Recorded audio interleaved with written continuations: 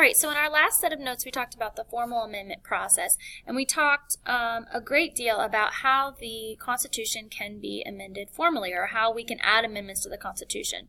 And this actually changes the Constitution's meaning in a written way, something that we can actually see.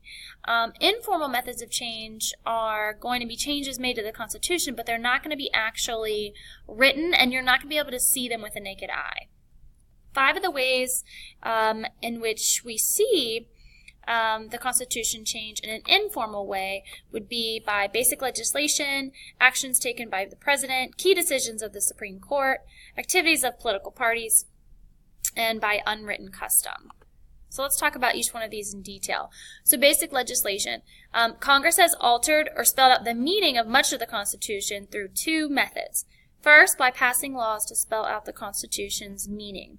So some examples of this would be setting up the court system. So Article 3, Section 1, as well as the Judiciary Act of 1789, have given Congress the power to set up the court system. So Article 3, Section 1 holds that there will be one Supreme Court and such inferior courts that Congress may establish. Now, this act gives all federal courts, or says that all federal courts have been set up by acts of Congress. Okay, and so this act, basically passed by Congress, has spelled out kind of the power that Congress has to set up the court system. As far as presidential succession, the Constitution deals with the matter of presidential succession, but only up to a point. With the 25th Amendment, which again would be a formal amendment, says that if the presidency becomes vacant, the vice president automatically succeeds to the office. So the question is then, who becomes president if both the presidency and the vice presidency are vacant? The Constitution leaves the answer to that question to Congress and its lawmaking power. Again, another way in which Congress is left to decide kind of how presidential succession will be carried out. And then lastly, Article 2 creates only the offices of the president and vice president. And so all of the other departments, agencies, and offices in the now huge executive branch have actually been created by acts of Congress. The second method here would be exercising their power. And so in the Constitution, it outlines the powers that the Congress has. These are known as express powers, like to regulate foreign, interstate commerce, as well as declare war, tax the people. And these are all very broad powers. They're not very detailed. And so what we see happen is Congress is actually given the power to interpret the meaning of these powers and determine what falls under them. All right, executive actions. So this would be the use of presidential powers to impact the Constitution. Some examples. Congress is the only branch that can declare war, but the president is commander-in-chief. So through this, many presidents have made war without an official declaration, in fact, hundreds of times. One specific example would be President Bush as commander-in-chief. He sent troops to combat in Iraq. And so he wasn't technically declaring war, but by sending troops, that's ultimately what we saw happen. And so it's kind of like finding a way around the law or finding a loophole. And that's basically what he did, because he couldn't declare war without Congress. Another example of this would be with executive agreements. So executive agreements are a pact made by the president directly with the head of a foreign state. So it's essentially an alliance. And presidents are free to create executive agreements without Senate approval. However, they cannot create a treaty between a foreign nation and the United States without Senate approval. And they know this. So instead of trying to get Senate approval and get a treaty put in place with a foreign nation, they just make an executive agreement, which again is a pact, but not one that they have to get Senate approval for. So again, kind of a loophole. Court decision. So the Supreme Court interprets the Constitution. Some examples of this would be Marbury v. Madison. This gave the court the power of judicial review. So with judicial review, this just means that the U.S. Supreme Court gets to decide if a legislative act is constitutional or unconstitutional. And what they have found in most cases is that the courts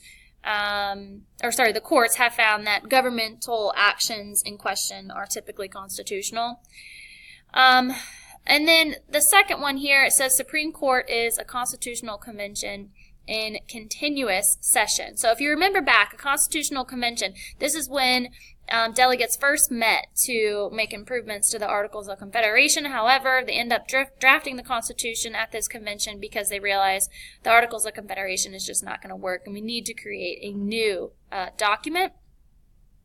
And with labeling the Supreme Court as a constitutional convention in continuous session is basically saying that this document is always changing, and the courts, the Supreme Court, they're kind of the ones that are ultimately deciding on those changes because they're interpreting the Constitution, defining its meaning, and we see that document continuing to change. We delete parts of it, we add parts to it,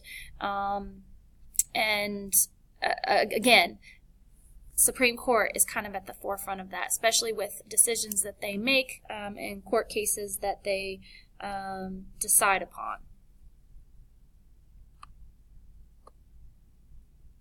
All right, party practices. So political parties have been a major source of constitutional change, despite not being mentioned anywhere in the Constitution. And in fact, the framers were very against political parties and hoped that they wouldn't form.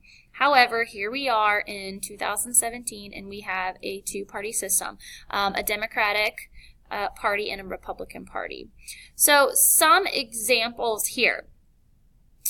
Neither the Constitution or any laws set up nomination process for presidential candidates. And in fact, political parties have actually kind of set up this process, this nomination process for presidential candidates.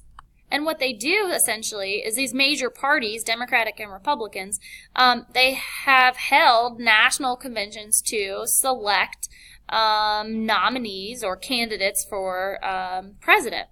And the parties have converted our electoral college, which again is the group that makes the formal selection of the nation's president, from what the framers intended it to mean, into a rubber stamp for each of the states' popular vote in presidential elections. And so by rubber stamp, they basically mean here that the delegates that select our president typically go with the popular vote of their state. So, for example, if we all vote in Ohio and the majority vote is for Trump, then the delegate or delegates within that state would also vote in that same favor. And so the rubber stamp meaning it's very clear how they will vote because, again, they typically vote with how the public of that state typically voted for popular vote. And then another example here would be lots of things in D.C. are based on parties. So Congress is based on parties, and the majority party right now is the Republicans. And then appointments to office are based on party affiliation. And so a lot of times people are hired or not hired because of their political party, whether they're Democratic or Republican. All right, unwritten custom. So the head of 15 executive departments make up the president's cabinet, and this is just something that is unwritten, and it's also something that is tradition. Second here is senatorial courtesy. So this is an unwritten rule that was intended to shift a portion of the appointing power from the president, where the formal Constitution puts it, to actually certain members of Congress. And basically what we see happen here is the Senate will not approve a presidential appointee opposed by a majority party senator from the state in which the appointee would serve. And so it basically gives Congress a little bit more power here. When it comes to presidential succession, on each of the 8 occasions when a president died in office, the vice president succeeded to that office. So most recently in 1963. Yet, the written words of the Constitution did not actually provide for this practice until the adoption of the 25th Amendment in 1967. Until then, the Constitution said only that the powers and duties of the president, but not the office itself, should be transferred to the vice president. And then the last example here would be before FDR, presidents serve only 2 terms. So if you recall, it was before FDR, it was tradition to only serve 2 terms. It's just what they tended to do. And then FDR broke tradition and actually served 4 terms. And it's after this that the 22nd Amendment was added to the Constitution, and this was put in place in 1951, and it became a written rule that a president could only serve 2 terms. But before that, it was kind of tradition, again, until FDR broke that tradition.